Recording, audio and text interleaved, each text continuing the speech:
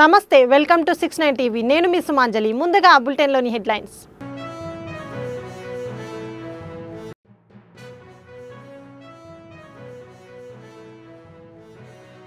Blue star chairman వీర్ అద్వానీతో మంత్రి నారా లోకేష్ భేటీ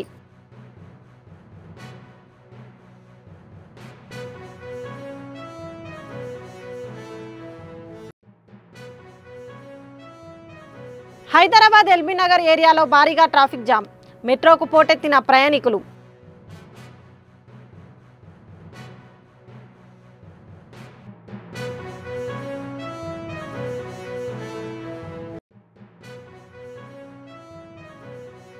హైదరాబాద్లో IT అధికారుల సోదాలు కొండాపూర్ అపర్ణ హోమ్స్లో ఉంటున్న వెంకటరెడ్డి అనే వ్యక్తి నివాసంలో కొనసాగుతున్న ఐటీ సోదాలు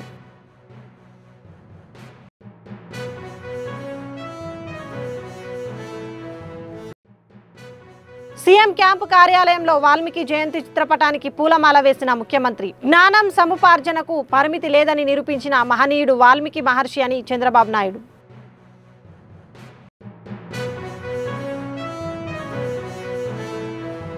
ఇక డీటెయిల్స్లోకి వెళ్తే జగిత్యాల జిల్లా వెల్గటూర్ మండల కేంద్రంలో దొంగలు హల్చల్ చేసి కిరాణం షాపులో చోరీ, కొంత నగదు అపహరణ, చోరీ. విజువల్స్, సీసీ కెమెరాలో రికార్డు, సీసీ ఫుటేజ్ ఆధారంగా విచారణ చేపట్టిన పోలీసులు.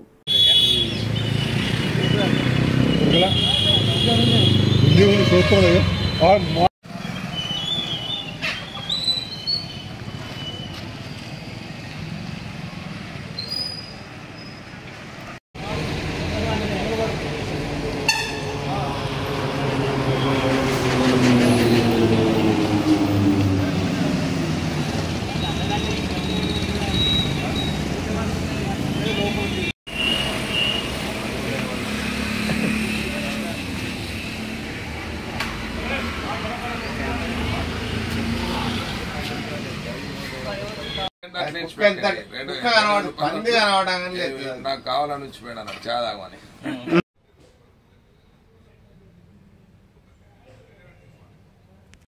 మరి లోపలికి అది గోడకి వెళ్ళి దొరికిరా అన్నాడు. ఎవడో లోపలికి వచ్చి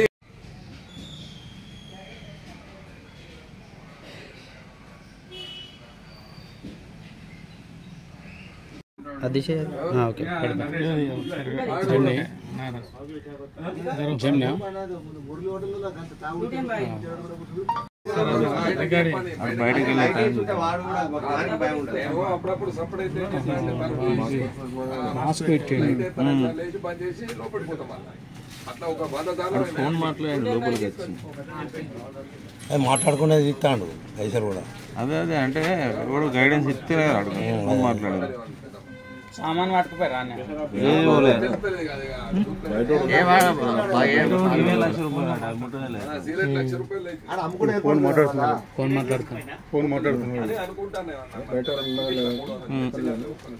బయట ఎవడన్నా ఉంటే వాడు అడుగుతాడు. మరి మాస్క్ పెట్టండి, మాస్క్ పెట్టండి.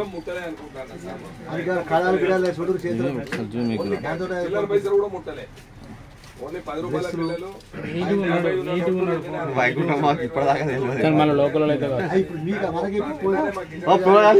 అంటాడు ఆయనకే తెలుసు.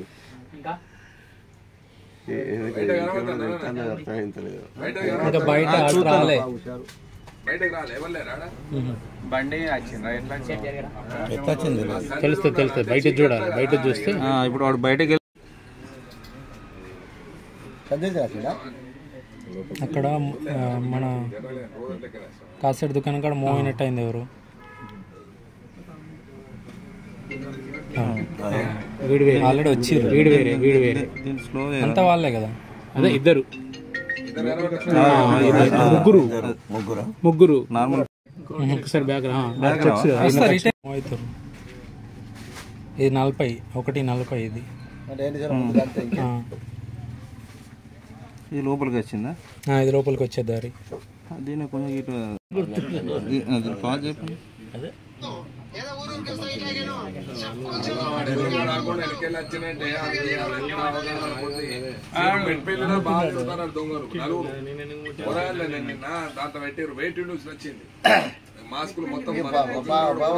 అది 4:30, 4:10 నిమిషాలకు మబ్బుల 4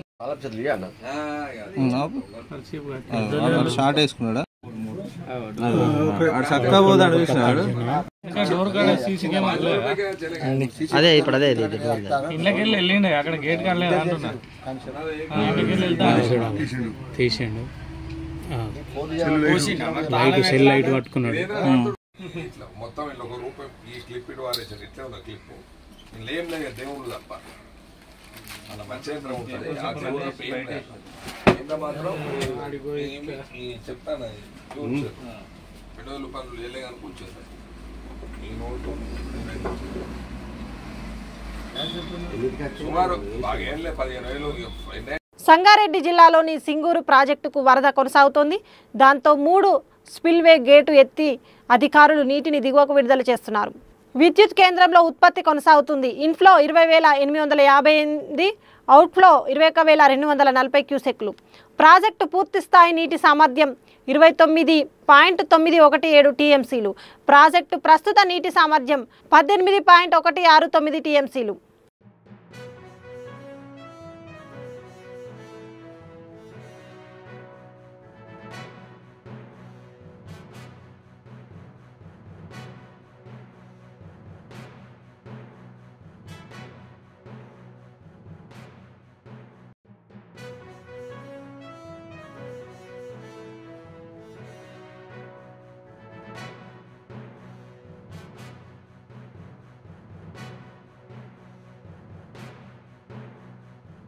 నేను పక్కన ఉంటే వివేక్ ఓర్చుకోవడం లేదు. మంత్రి అడ్లూరి లక్ష్మణ్. పెద్దపల్లి పొన్నం ప్రభాకర్ మాదిరిగా నేను అహంకారంగా మాట్లాడడం రాదు. నా వద్ద డబ్బులు లేవు. పొన్నం ఆయన తప్పు తెలుసుకుంటాడనుకుంటున్నాను. నేను పక్కన ఉంటే వివేక్ ఓర్చుకోవడం లేదని మంత్రి అడ్లూరి లక్ష్మణ్ వ్యాఖ్యానించారు. నేను కాంగ్రెస్ జెండా నమ్ముకున్న వాడిని. మంత్రిగా 3 నెలల ప్రోగ్రెస్ చూసుకోండి. నేను మాదిగను కాబట్టి మంత్రి పదవి వచ్చింది. పొన్నం మారకపోతే జరిగే పరిణామాలు ఆయన బాధ్యత వహించాలి. నేను మంత్రి కావడం మా సామాజిక వర్గంలో పుట్టడం తప్ప. నేను త్వరలో సోనియా, రాహుల్, ఖార్గే, మీనాక్షిని కలుస్తా. నేను పక్కన కూర్చుంటే వివేక్ లేచి వెళ్ళిపోతున్నాడని అన్నారు.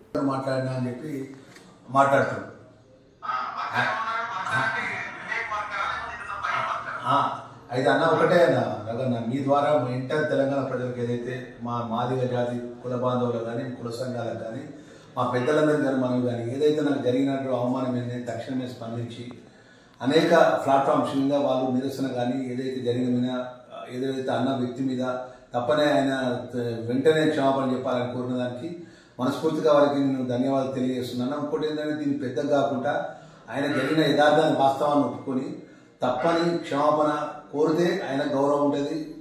ఆయన అన్న మాటకు వ్యక్తిగతంగా ఒక నడడం తప్పని విషయంలో కూడా ఆయన క్షమాపణ ఇస్తే ఆయన మంచి ఉంటుంది అనేది నేను మీ ద్వారా చెప్తున్నా. ఇప్పటికే ఆ మంత్రి ప్రభాకర్కు పొన్నం ప్రభాకర్ గారికి ఒకటే మాట చెప్తున్నాను. అటు డాక్టర్ వివేక్ మా వర్గం మంత్రి అనుకున్నప్పటికీ ఆయన లేచిపోతే ఆయన వస్తాడా రాడా అని ఆయన కొద్దిగా అవమానంగా మాట్లాడతారు. ఈయనేమో నేను ఉండని వెళ్ళిపోతా అంటాడు. మేము ఆయనకు మేము వాళ్ళ వర్గాన్ని మేము ఆ వర్గం తెలిసి వచ్చిన వాళ్ళంగా కష్ట సుఖాల్లో మేము ఆయన కొడుకు ఎంపీలో పడితే మేము మీదేసుకొని మేము గెలిపించాం ఆయన కొడుకు పెద్దపల్లి పార్లమెంట్లో. మేము వాళ్ళ తండ్రి అప్పటి నుంచి మా తండ్రి వాళ్ళతో స్నేహితం వాళ్ళ కుటుంబానికి మేము పెద్దపల్లి పార్లమెంట్లో మేము కార్యకర్తగా వాళ్ళ కుటుంబానికి మేము ఓటేసి మేము గెలిపించేదాన్ని మా పాత్ర ఉన్నది. తోటి అంటే మన ఏమయ్యా మంత్రి నువ్వు ఎట్లా మాట్లాడుతున్నావు, మామూలు పట్టుకుని దున్నపోదని ఎట్లా అంటున్నావు అని ఒక మాట ఎలా మళ్ళీ కూడా అది క్లియర్గా అది మైనార్టీకి సంబంధించిన కార్యక్రమం నేను పెట్టినది. నేను అజ్మత్ బాయి వర్క్స్ బోర్డ్ చైర్మన్గా టైం కన్సర్న్ మినిస్టర్ నేను టైం ఫిక్స్ చేసుకున్నా. నేను 3:30కి వస్తాను అన్న. లేట్గా రావడం జరగలేదు కదా మీ ద్వారా చెప్తున్నా మరొకసారి. Azmat works board chairman Azmat బాయి ఈ యొక్క కార్యక్రమానికి సంబంధించిన ఇష్యూలో కూడా 2 రోజుల కింద అన్న అంటే 2,500 స్క్వేర్ యార్డ్స్ సంబంధించినటువంటి వర్క్స్ బోర్డ్ మనం జీవో ఇస్తున్నామన్నా మీరు అనుమతి ఇవ్వాలంటే ఇస్తా అని చెప్పి నేను దానికి సంబంధించిన పేపర్ వర్క్ ఫార్మాలిటీస్ అది మా ఆఫీషియల్ చేపించి జీవో ఇస్తే జీవో అన్న మనం పంపిణీ చేద్దాం. మన డిపార్ట్మెంట్ కదా అజ్మత్ భాయ్, మనకు సంబంధించినటువంటి మైనార్టీ కార్పొరేషన్ చైర్మన్ పిలవండి, మనం అందరం వచ్చి ఇద్దాము అంటే ఇంకెవరు మీరు 100 ఇవ్వండి నాకు అభ్యర్థులు అయితే నేను 3:30కి వస్తాను ధర్మపురంలో ఉన్నా. నేను 3:30కి బయలుదేరి వస్తాను చెప్పిన నేను 3:30కి బయలుదేరి వస్తాను చెప్పి నేను 3:5 నిమిషాలకు మా మినిస్టర్ కూడా మా విస్కాట్ మా వాళ్ళు భోజనం చేయలేదు అన్న నేను ఇప్పుడు భోజనం చేస్తున్నా 15 నిమిషాల్లో నేను ఆడ చేరుతా అని చెప్పిన. చేరుతానగానే నాకు ఫైన్ ఫోన్ చేస్తే ఫైన్ కూడా చెప్పిన నేను 3 కరెక్ట్గా బయలుదేరుతున్న వయసు నేను ఆడ చేరుతాను. మళ్ళీ 5 నిమిషాలకు అజ్మత్ భాయ్ అన్న ఇట్లా పొన్నం ప్రభాకర్ గౌడ్ను మన ఇన్ఛార్జ్ మినిస్టర్ గారు మన ఇక్కడ ఎలక్షన్ ఇన్ఛార్జ్ డాక్టర్ వివేక్ గారు వచ్చినారు. వాళ్ళు అర్జెంట్ అంటే పని చేయాలి మీటింగ్ జరిగింది. నేను వచ్చి జాయిన్ అవుతా. ఇక వాళ్ళు వాళ్ళిద్దరు నేను వస్తానంటే వాళ్ళు ఆగా నాకు తెలుసు, నువ్వు కానీ అన్న అట్లా అహ్మద్ భాయ్ నేను చెప్పిన. ఎందుకంటే నేను మామూలు కార్యకర్తలు వచ్చినానన్నా, నేను డబ్బును కాదు, మా తండ్రి కేంద్ర మంత్రి కాదు, సామాన్యమైన అర్జనవాడలు పుట్టి కాంగ్రెస్ జెండా మూసుకొని కాంగ్రెస్ కార్యకర్తగా ఈ స్థాయికి వచ్చిన వ్యక్తిని, కష్టాలు తెలిసిన వ్యక్తిని. ఇప్పుడు మన పొన్న ప్రభాకర్ లెక్క అంటే ఉద్రేకపూర్వకంగా మాట్లాడే శక్తివంతుడు కాదు. నేను చాలా చిన్న స్థాయి వ్యక్తిని నేను. ఇక వాళ్ళు ఆ విధంగా నన్ను మాట్లాడతానని నేను కళలో కూడా ఊహించలేదు. అంటే నేను అన్న టైం 10 నిమిషాలు కరెక్ట్ 3:40 నిమిషాలు కడుగున్నాను. నేను నా టైం చూసుకోండి. నేను నా కన్సల్ట్ శాఖ నేను అంటే ఏం లేదన్నా, నేను వాళ్ళ సమకాలికంగా డాక్టర్ వివేక్ పక్కన కూర్చోవడం నాకు ఇష్టం ఉండలేదన్నా. ఆయన మొదటి నుంచి మా వర్గాన్ని వ్యతిరేకిస్తాను కదన్నా, మా వర్గీకరణ కేటగిరీషన్ అయినప్పటికీ మనం వ్యతిరేకిస్తాడు. వీడు ఒక మాదిగో ఆ వర్గం మీద నా పక్కన సమకాలికంగా కూర్చుంటాడు. లెక్కెంత నేను లేచిపోతా అంటున్నాను.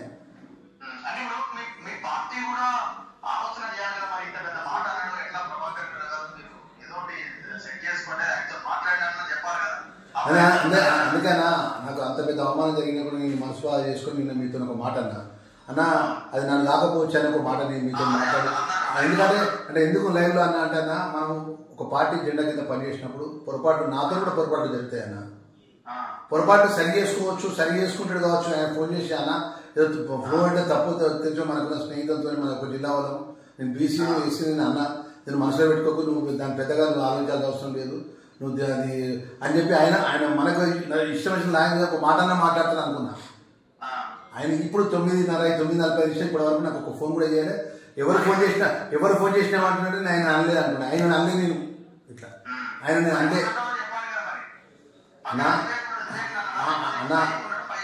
అన్న రఘు అని ఒకటే అన్నాను. నాకు బాధాకరమైన విషయం ఏంటంటే మేము కాంగ్రెస్ జెండా కాంగ్రెస్ పార్టీని అనుకొని విద్యార్థిగా ఆ స్థాయికి ఈ స్థాయి వచ్చినామన్నా. నేను 3 నెలలుగా మంత్రిగా పనిచేస్తున్నా. మీరు నా రిపోర్ట్ తీసుకుంటున్నా, ప్రజలకు అందుబాటు ఉంటున్నా, పేదోళ్ళకి అందుబాటు ఉంటున్నా, మా ప్రభుత్వ పరంగా నిబంధనలకు అనుగుణంగా పనిచేస్తున్నా తప్ప నేను ఉరుకులాట కానీ ఆవేశపడే విధంగా ఎక్కడ కూడా తప్పు చేస్తాను. నన్ను లక్ష్మణ్ కుమార్ అంటే ఏమన్నా నన్ను తిట్టని, కానీ నా జాతిని తిట్టడం కరెక్ట్ కాదు. కానీ నేను మాదిగా ఉంది కాబట్టి నాకు మంత్రి ఇచ్చింది నన్ను, మాదిగా వర్గం నుంచే మంత్రి ఇచ్చింది. ఇక ఆయన ఇప్పటికైనా ఇప్పటికే ఇవాళ నుంచి రేపటి దాకా చూస్తామన్నా. రేపటి వరకు కూడా ఆయన మార్పు రాకుండా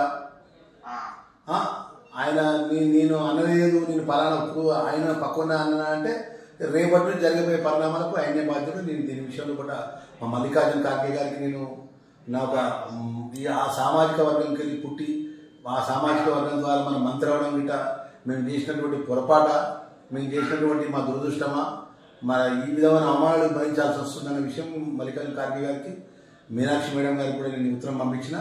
ఖార్గే గారికి కూడా తీసుకొస్తా, రాహుల్ గాంధీ గారిని కలుస్తా, సోనియా గారిని కలుస్తా. ఇది నా జాతి ఎంటైర్ నా రాష్ట్ర జాతిని అవమానపరిచింది. నమస్తే అన్న. వాల్మీకి జయంతి సందర్భంగా సీఎం క్యాంపు కార్యాలయంలో చిత్రపటానికి పూలమాల వేసిన ముఖ్యమంత్రి చంద్రబాబు నాయుడు సంస్కృతంలో ఆదికవి పవిత్ర రామాయణ ఇతిహాస రచయిత మహర్షి వాల్మీకి జయంతి సందర్భంగా సకల జనులకు శుభాకాంక్షలు తెలియజేశారు సీఎం చంద్రబాబు.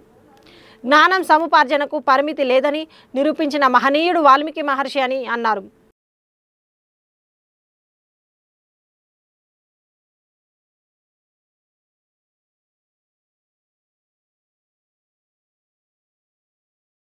హైదరాబాద్లో ఐటీ అధికారుల సోదాలు. కొండాపూర్, కూకట్పల్లి ప్రాంతాలలో సోదాలు చేస్తున్న ఐటీ అధికారులు.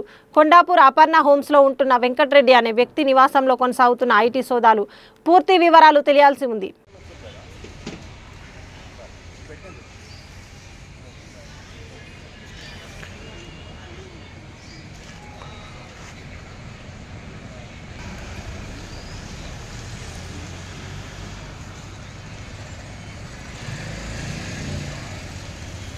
మెదక్ ఏడుపాయల ఆలయం ఎదుట మంజీరా నది ఉధృతి 25 రోజులుగా జలదిగ్బంధంలోని వనదుర్గా మాత ఆలయం ఎదుట రోడ్డుపై ప్రవహిస్తున్న మంజీరా రాజగోపురంలో ఉత్సవ విగ్రహానికి కొనసాగుతున్న పూజలు.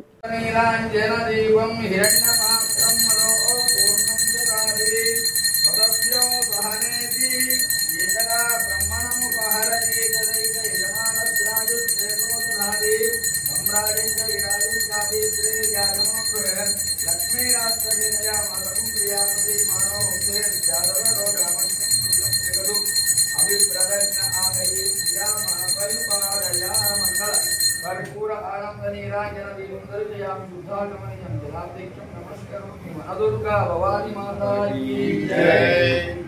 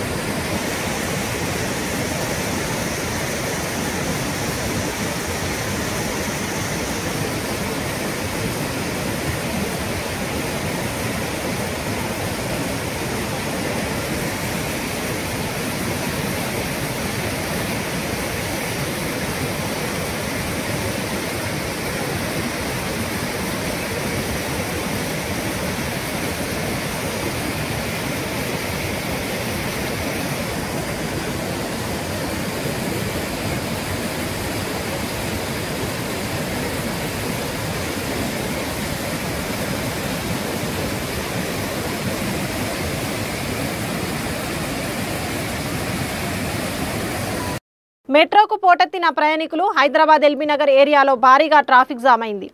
దాంతో ప్రయాణికులు మెట్రో రైళ్లను నమ్ముకున్నారు. ఒక్కసారిగా ప్రయాణికులు పోటెత్తడంతో వారిని మెట్రో సిబ్బంది క్యూ పద్ధతిలో పంపించారు. కిలోమీటర్ మేర ప్రయాణికులు లైన్ కట్టిన పరిస్థితి నెలకొంది. ప్రయాణికులు తీవ్ర అసహనాన్ని వ్యక్తం చేశారు.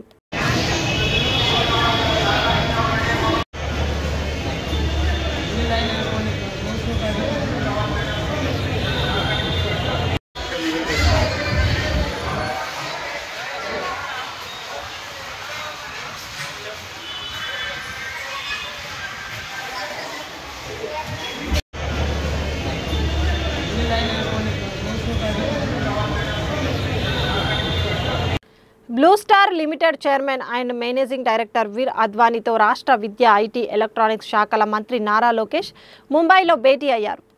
Air conditioning solutions, commercial refrigeration, cold chain, MEP contracting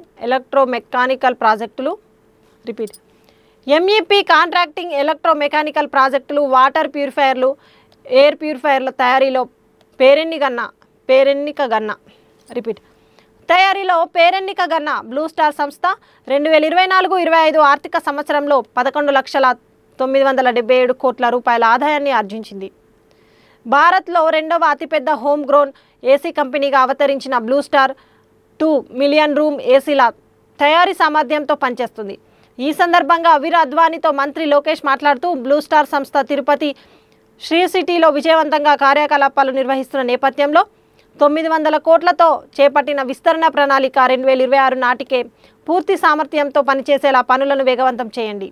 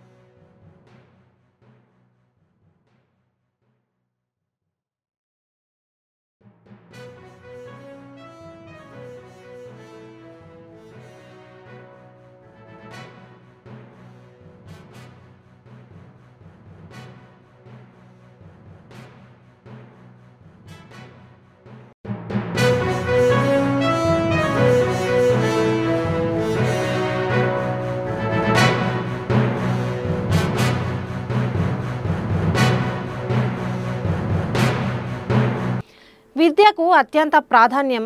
మంత్రి కోమటిరెడ్డి హైదరాబాద్ ఎర్ర మంజిల్ ప్రభుత్వ పాఠశాల నూతన భవనాన్ని మంత్రి కోమటిరెడ్డి వెంకటరెడ్డి ప్రారంభించారు. ఈ కార్యక్రమంలో స్థానిక MLA Danam Nagender, MP Anil Kumar Yadav, corporator Vijaya Reddy, Hyderabad collector Harichandana తదితరులు పాల్గొన్నారు.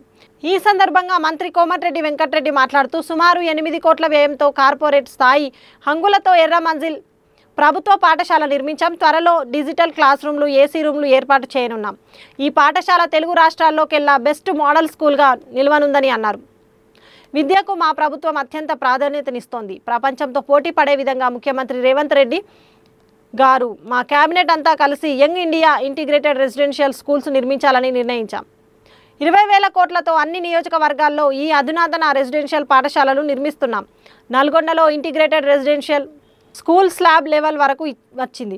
ఎర్ర మంజిల్ ప్రభుత్వ పాఠశాలను ఇంత చక్కగా నిర్మించేందుకు కృషి చేసిన స్థానిక ఎమ్మెల్యే దానం నాగేందర్, జిల్లా కలెక్టర్ హరిచందన, R&B అధికారులు, నిర్మాణ సంస్థకు నా శుభాకాంక్షలు. ఈ పాఠశాలలో విద్యను అభ్యసించే విద్యార్థులకు నా శుభాశీస్సులని అన్నారు.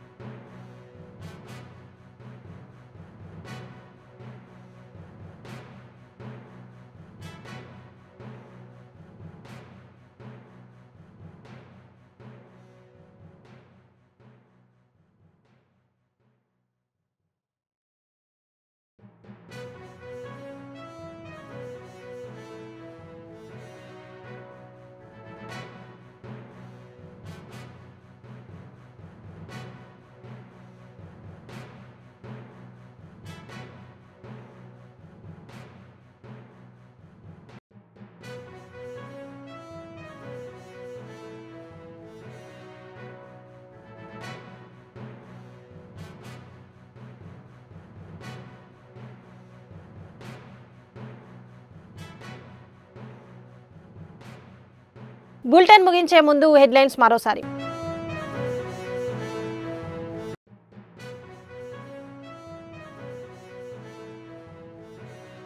బ్లూ స్టార్ చైర్మన్ వీర్ అద్వానీతో మంత్రి నారా లోకేష్ భేటీ.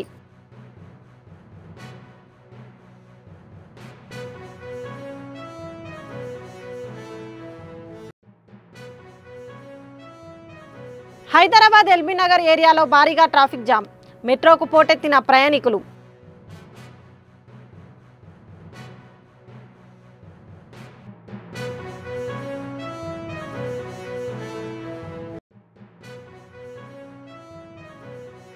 హైదరాబాద్లో ఐటీ అధికారుల సోదాలు. కొండాపూర్ అపర్ణ హోమ్స్లో ఉంటున్న వెంకటరెడ్డి అనే వ్యక్తి నివాసంలో కొనసాగుతున్న ఐటీ సోదాలు.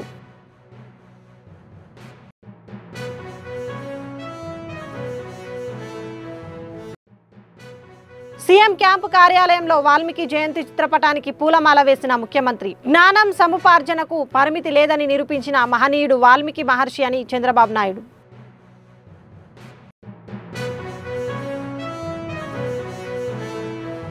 ఇవే బులెటిన్ విశేషాలు. మరిన్ని అప్డేట్స్ కోసం చూస్తూనే ఉండండి 69 టీవీ న్యూస్. నేను మీ సుమాంజలి.